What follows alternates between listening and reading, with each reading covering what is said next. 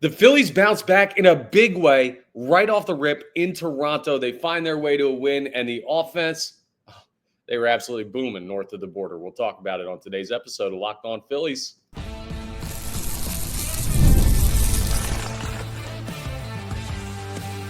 You are Locked On Phillies, your daily Philadelphia Phillies podcast. Part of the Locked On Podcast Network, your team every day. Yes, this is Locked On Phillies. I'm your host, Connor Thomas. Thank you so much for joining us today. We come to you as part of the Locked On Podcast Network. That's your team every day. You may know me from some of my other work in the sports talk space. I've been on air over at 97.5 The Fanatic doing sports talk radio for over 5 years. I've been a credentialed Philadelphia Phillies media member for 4 seasons. This is now my 4th year as the host of Locked On Phillies. I'd love it if you could rate and review if you're listening to us in podcast form. We're available wherever you get your podcast. I'd also love it if you could subscribe to the YouTube channel. Just hit that subscribe button on the Locked On Phillies YouTube channel if you're watching us on the YouTube. It's free. It's easy. It'll get you notifications when new episodes are posted. Today's episode is brought to you by Monarch Money. Take control of your finances with Monarch Money. Use code LOCKEDONMLB at monarchmoney.com for 50% off your first year. The Phillies took down the Blue Jays 8-3 last night. It wasn't close at any point in the game. I guess at the time of the first pitch, it was pretty close, 0-0, and it just never really got any closer after that. But we're going to talk about the strong start to the game by the offense and strong start by Cristopher Sanchez and just general reactions to the game. I do want to talk a little bit about Trea Turner as a power hitter because there's been this weird dynamic with that, with stuff that Rob Thompson has said and what the organization is telling us and what Dave Dombrowski is telling us. So we need to figure out the anatomy of Trea Turner's role with this team as well on a 2-homer night for Trea, and then we'll take a peek ahead at Phil's Jays game 2 because the Phillies have a chance to win a series after getting swept by the Milwaukee Brewers. It's crazy. Can you believe that this team, this Phillies team, the worst team in the history of baseball, the team that everybody wanted exiled from the sport after their weekend against the Brewers, the team that wasn't going to make the playoffs, had no shot to win the World Series, is filled with terrible, terrible players, actually won a game last night? This is why you need to slow down a little bit when they get swept by the Brewers and say, like, okay, that series sucked.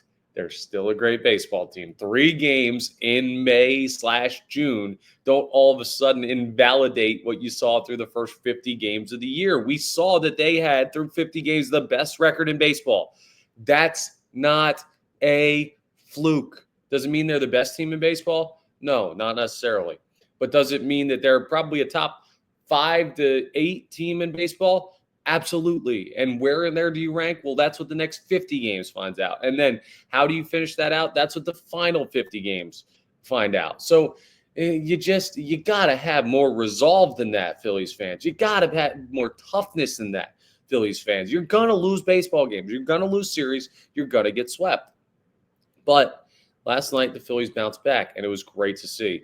Now, Bowden Francis was a big part of helping with that. Bowden Francis, who made the start for the Blue Jays, gave up 6 right off the rip, and it included back-to-back homers by Trea Turner and Bryce Harper.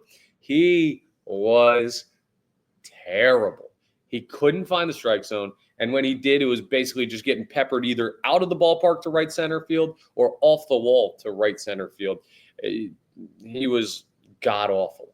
And I know we've seen some Phillies pitchers have starts like that this year, so I don't want to say, see, Phillies fans, this is how bad it could be.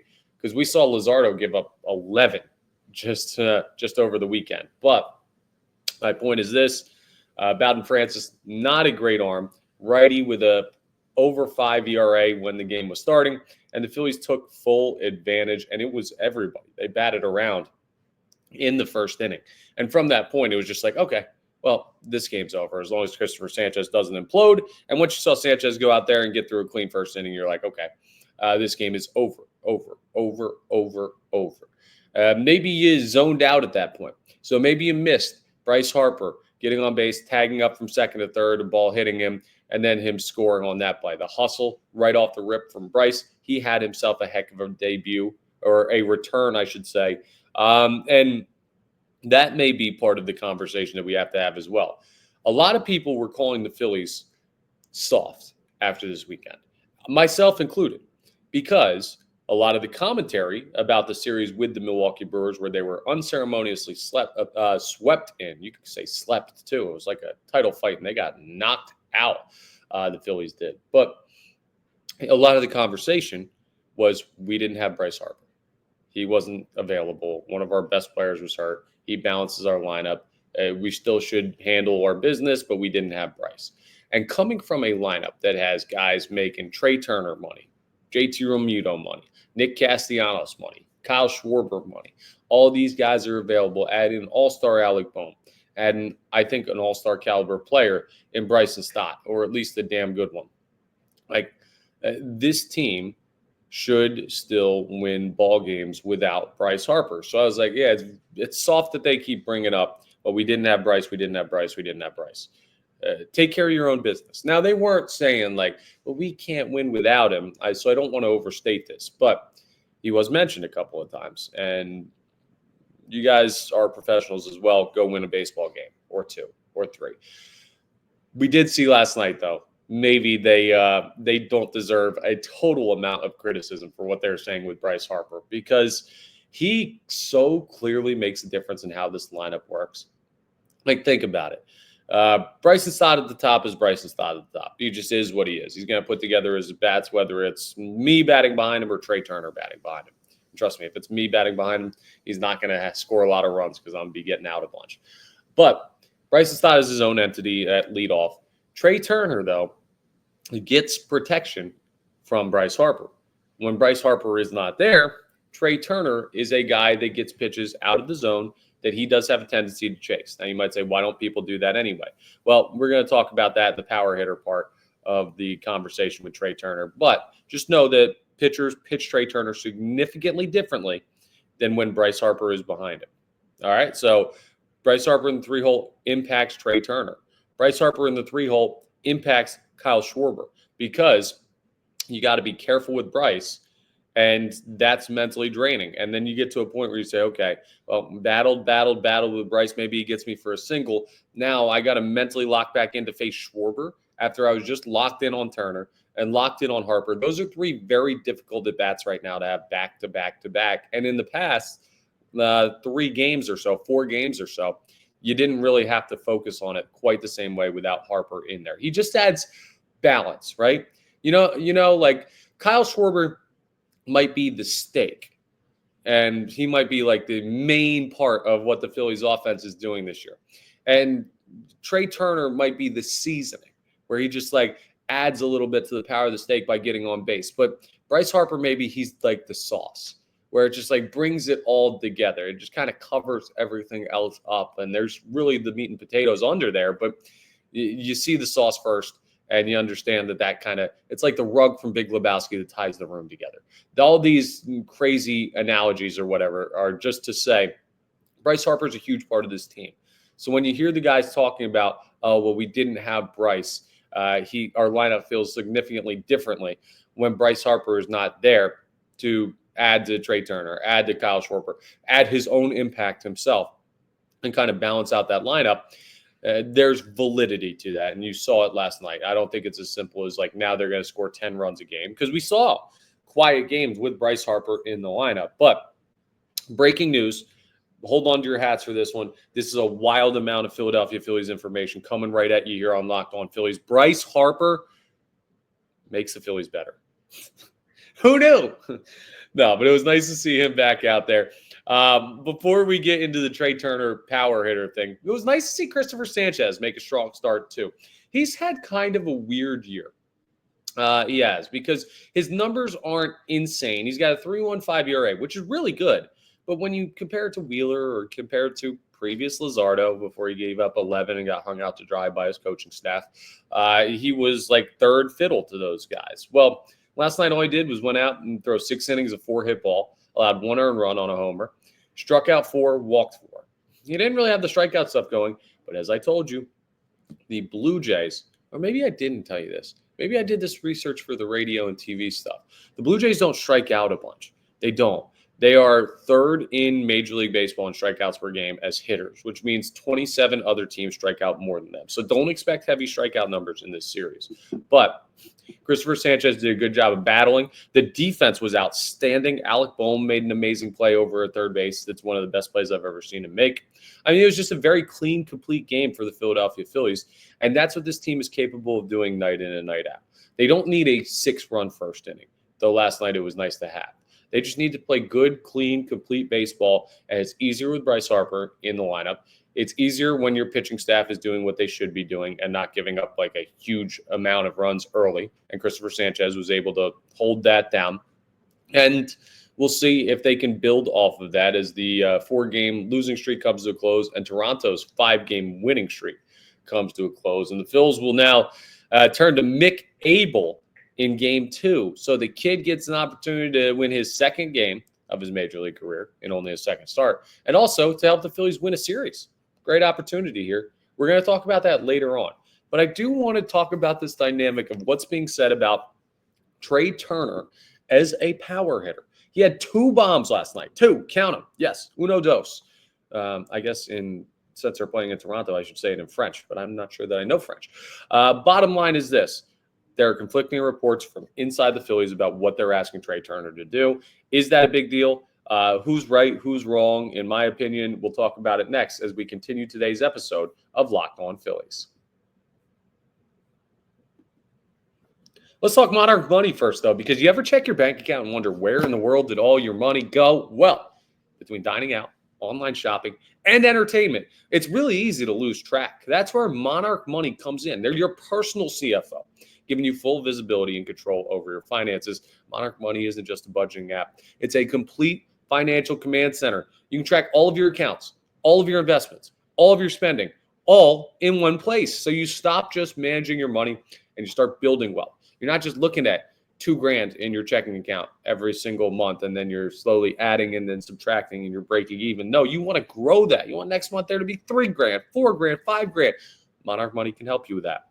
When I started using Monarch, I realized how much money I was spending on random stuff like, I don't know, the driving range. I play a lot of golf, eating out. I go out to dinner when I can. And it's just like it shows you all of these things that you need to cut back on. And managing money with your partner is smoother than ever because you can track shared and personal accounts as well. You can set your goals and stay on the same page without the stress. You have to take control of your finances, and you have to use Monarch Money to do it.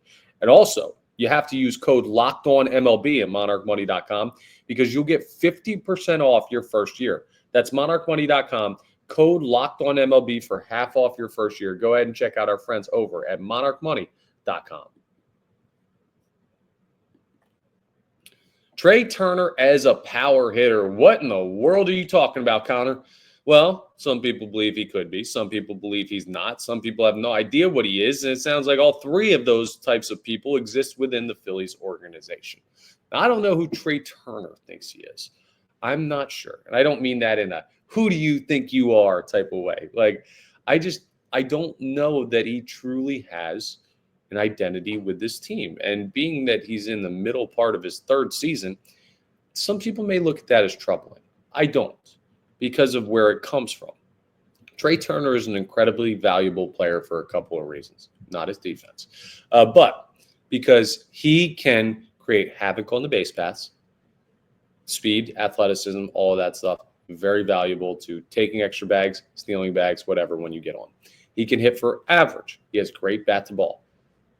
He can find his way on, and he can bat close to or over 300 and also have a good amount of walks and everything to go with it. Even though we'll have some strikeouts here and there, Trea Turner is a guy that gets on base at a very high rate.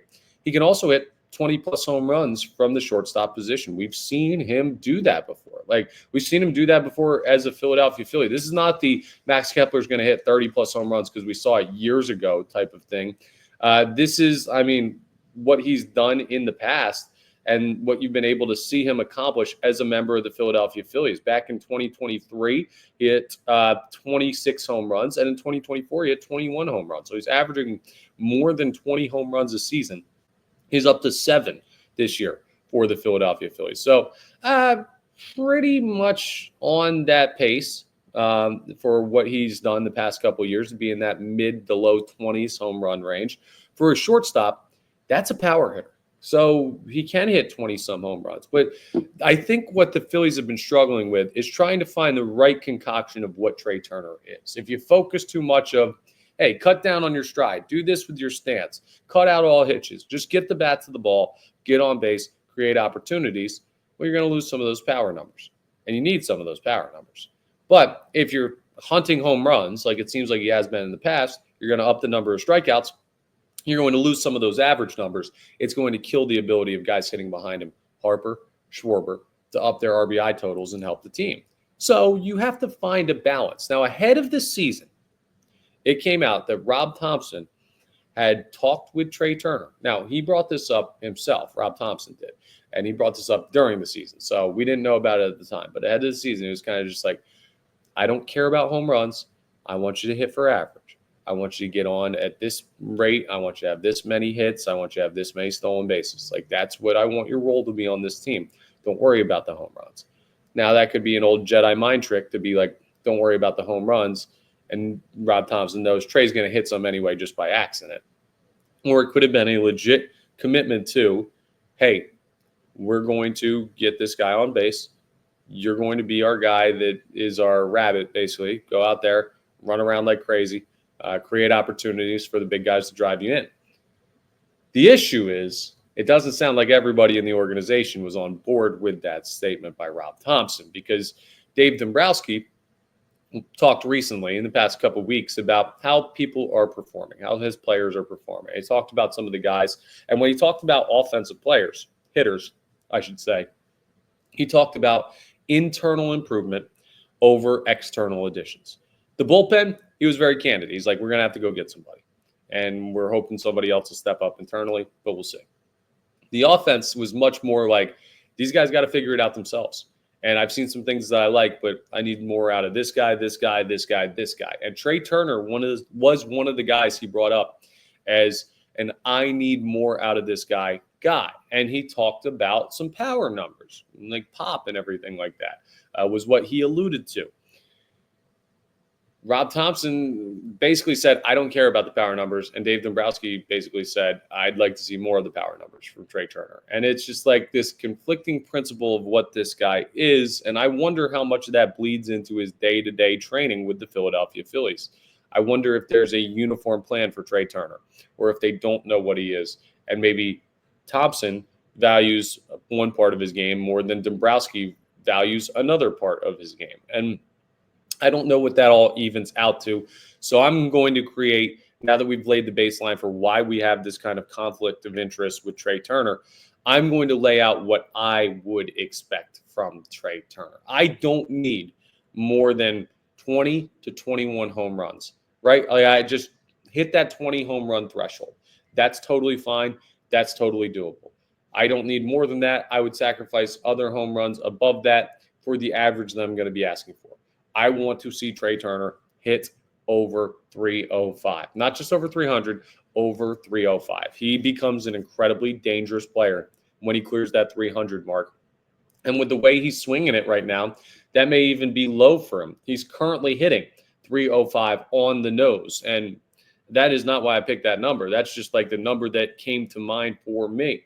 He'll have the opportunity to hit above that, especially with Harper back in the lineup, Schwarber behind him, Stott in front of him, creating opportunities on the base paths. Like, Turner, as much as Harper we talked about in the first segment, is kind of the straw that stirs the drink of the Philadelphia Phillies.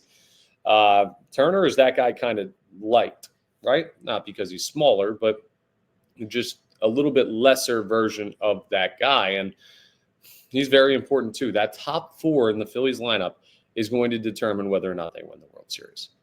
That's it, right? That's where I'm going with this. And I just got there without even knowing that that's something I was going to say this segment, but I'm there. The top four of the Philadelphia Phillies lineup is going to determine whether or not they win the World Series. Stott, Turner, Harper, Schwarber. If those guys are on fire, they're one of the toughest, if not the toughest, top four in baseball. Yes, the Dodgers can make a case. Yes, the Yankees, I suppose, can make a case. Yes, the Mets can make a case. But I'm looking at the Phillies and their balance of those guys, and I'm saying that very well could be the best top four in baseball when everything is all said and done. And getting off to this, like the early start, You saw what type of impact that made last night, which is another reason why Trea Turner is very, very important to this team. And we all know that he's very important. But what Trea Turner is the best Trea Turner? I think it's 20 home runs, batting 305 or better. Dave Dombrowski may think 25 to 30 home runs. Rob Thompson may think 15 home runs and batting 310. Like, I don't know exactly where their thresholds are at, but there's this conflict of interest with Trea Turner.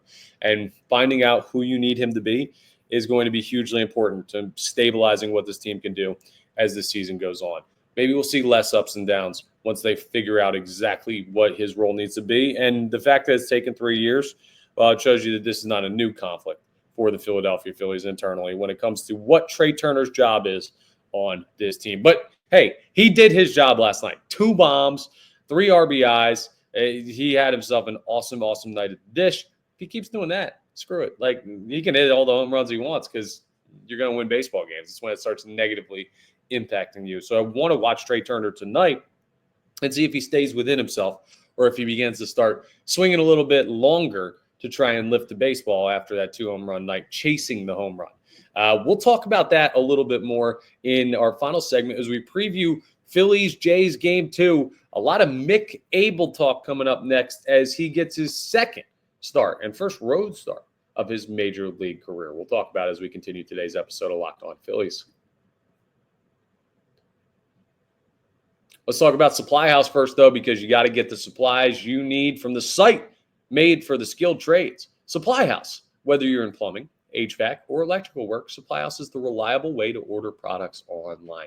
Their easy-to-use website is packed with helpful resources and the latest product info to help you get the job done right. Plus, with a complete inventory of over 200,000 parts from 400-plus top brands, you're going to find exactly what you need, delivered fast from coast to coast. Maybe you need help with an order. Well, Supply House offers expert support and industry-leading service, so you're always going to talk to a real person. And for trade pros looking for an extra edge, their free Trade Master program offers exclusive perks like a dedicated phone line, free shipping, and discounts on every order. Thousands of skilled professionals are already taking advantage, and now it's your turn. So join the Trade Master program today at supplyhouse.com/TM and start ordering plumbing, HVAC, and electrical supplies with just a few clicks. But wait, there's more. Shout out Billy Mays. Plus, you can use promo code SH5 for 5% off your first order. All kinds of deals with Supply House. So go ahead and check it out. That's promo code SH5 for 5% off your first order. And you can use that at supplyhouse.com. Okay, game 3. 2, went in the time machine there for a second. Game 2 of Phillies Blue Jays up there in Toronto is tonight, 7:07 p.m. Weird timing, Canada.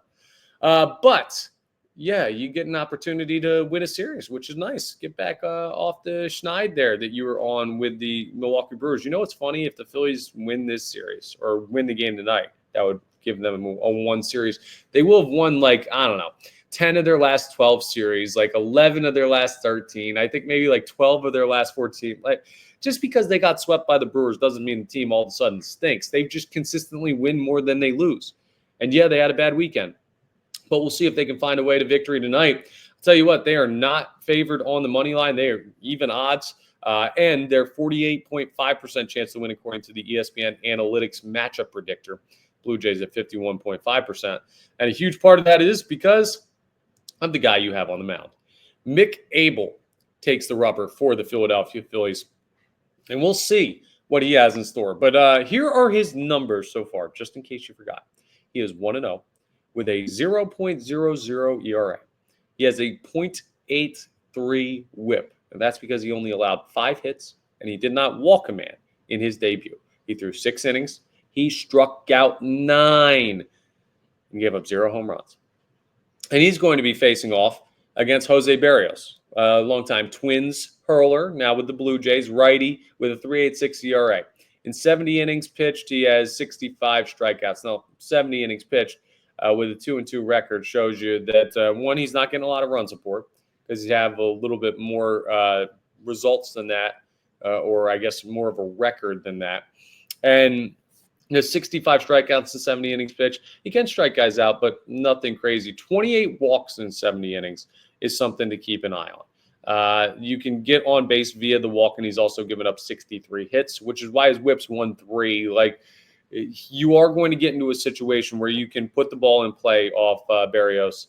And he has given up 10 bombs, so maybe you got an opportunity to go yard off him again if you're a guy like Bryce Harper, maybe Kyle Schwarber, even though I'm starting to question whether or not Schwarber likes hitting righties anymore because he crushes lefties so much. I think it's like a point of pride for him to do that. But the Abel thing is what's really tricky. Like the Phillies offense, if they can give him run support, that'd be great. If you'll remember, they won the last game 1-0, right? They just scraped across the run against Paul Skeens. So it's not like Mick Abel had a 10-run blast of a first inning and then just settled in against a bad team. Like, no, he was in a 0-0 game for a lot of that start. And maybe he'll be in for that type of thing again, but he's shown he's up for it. What's a little sketchy to me for Abel is the same thing that we talked about, I guess it was earlier in this show, about the Blue Jays and the strikeouts. They don't strike out very much. Sanchez, who threw last night, who's a very good strikeout pitcher with his fastball changeup, probably the best strikeout pitcher, pure strikeout pitcher on the Phillies. It's either him or Zach Wheeler. He only had 4 strikeouts of Blue Jays hitters last night, and he had plenty of time to go after him. So Mick Abel relied on the strikeout heavily in game 1 of his start of his major league career. He's not going to be able to do that again tonight. He's going to have to work soft contact. He's going to have to be able to spot really, really well. He may get some punch outs here and there, but I don't expect him to have 9. I'd be surprised if he clears 5. 5 would be a good mark for strikeouts for Mick Abel, which means the defense is going to have to be up for it. And he's also going to have to stay down, right? You elevate out there, the ball flies at the Rogers Center.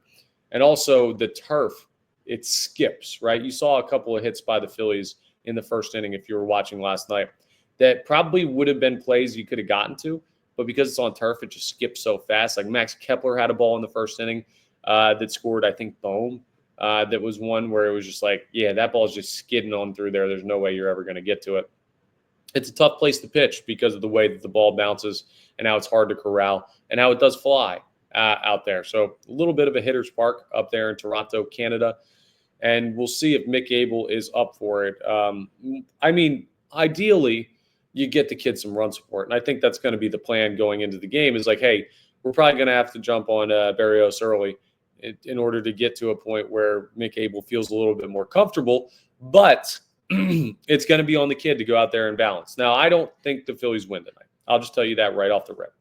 I think it would be exceptional if Mick Abel goes out and beats the Blue Jays again, especially with the series like on the line kind of for them. Not that it's like late enough in the season that they care, oh, we're about to lose 2 out of 3. They do want to win every game, of course, but I'm not saying it's like an elimination game or anything. But I get the feeling that Mick Abel's going to have a comeback down to earth performance. If he doesn't, great. And then the trade value of Mick Abel increases even more.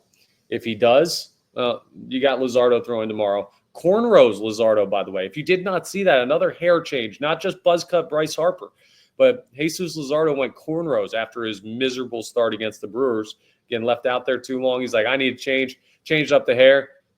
Hell yeah, let's go. It looks sick. I like when guys change up the hair for sake of momentum or whatever the case may be. We'll talk a little bit more about Jesus Luzardo's hair in tomorrow's episode because he's on the bump for game 3. But this is, I hate to say it's a house money game. I really hate to say it's a house money game because it's not. And if you lose the next 2 games and lose the series, people aren't going to care you had a good first game. And, oh, they had a big first inning in Toronto. They lost the series. People are going to be ticked off. So you got to win, but I look at it with the situation you have on the mound with Abel throwing. And what I caution people to do, like this is your warning right now. Mick Abel is not Andrew Painter. Mick Abel is not Zach Wheeler. Mick Abel is not Christopher Sanchez. Now, could he be a good major league pitcher one day? Absolutely. Is he one now? Possibly, I guess, but we've seen him one time.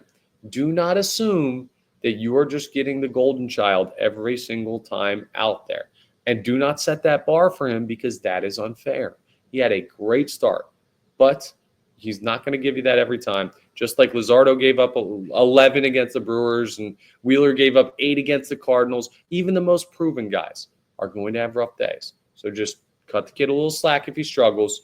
Don't expect another 6 innings, 9 strikeouts, no runs like performance. But if you can find a way to a win, that's another good step in the career of Mick Abel. That's the goal for tonight. That's all for today's episode of Locked On Phillies. We'll be reacting to Game 2. There'll be plenty to react to with Mick Abel on the mound and the Phillies trying to go for the series win. I will be reacting to that in tomorrow's episode, and we'll also be taking a preview of an afternoon game in Game 3 and a Luzardo bounce back and how that all works. And, oh, yeah, I get to talk to Jason Stark today on the TV and radio side. So I'll give you an update on what he says on what happened with the Phillies this weekend and where they're at now. But thank you so much to everybody for joining us. We're part of the Locked On Podcast Network, your team every day. Please make sure you're rating, reviewing, subscribing to the YouTube, all that great stuff that really helps us out. And I will talk to you tomorrow on the next episode of Locked On Phillies.